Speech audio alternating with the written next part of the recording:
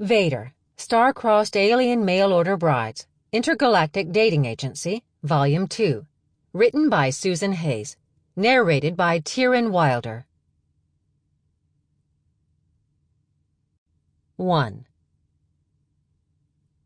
Vadir Rahal paced the floor of his office and tried to think of a way out of this insane predicament. He didn't have time for this right now. What was the king thinking? Turning his back on the sweeping view of the city outside his windows, he stormed back to his desk and snatched a thick piece of parchment off the surface. No one used parchment anymore. It had been an outdated concept 200 years ago. But the royal family loved their traditions. The damn thing had even been delivered by a royal messenger in full uniform. He read the words again, looking for a loophole. Something, anything that he could use to decline the honor bestowed on him by the king and queen of Pyros. There wasn't one. By the flames of the first one, why did it have to be me?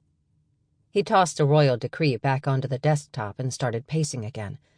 I've got a half-dozen deals to broker in the next week alone, and the Kuala Mining Consortium is threatening a work stoppage that could affect the ore markets for years to come. I need to be here, not on the other side of the galaxy retrieving my mate. I don't need a mate. I didn't ask for one. Crown Prince Joran is the one who needs a... He stopped in his tracks. Joran. If anyone could get him out of this, it would be the prince. He activated a wall monitor and called the one man on the planet who had any chance of changing the king's mind. So I guess you got the decree? Joran asked by way of greeting. You knew about this? The prince nodded. I'm going with you. Turns out you're not the only one whose mate is supposedly on that planet. Why me? Is this because I refused to play nice with the Romakis during that last trade war? Is this your father's idea of revenge? Wrong parent. Your mother did this to me? I thought she liked me. She does. Which is why she insisted your profile be included when we screened for possible mates. The rest was luck, or, if you believe my mother, the will of the gods. So this is real? My mate is out there? The air in his perfectly maintained office suddenly seemed too thin. That's what the experts say. They may not be our true mates, but our scientists confirm we can have children with them. How can they possibly know that? Joran laughed. I asked the same question. The answer is hard to believe, but I've seen the reports. Some of these people, humans, already carry Pyrosian genes. How?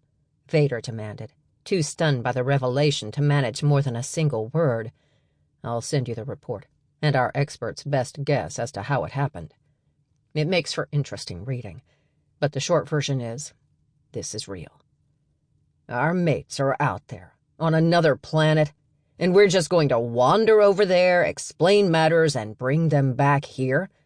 Do you know how insane that sounds? Joran nodded.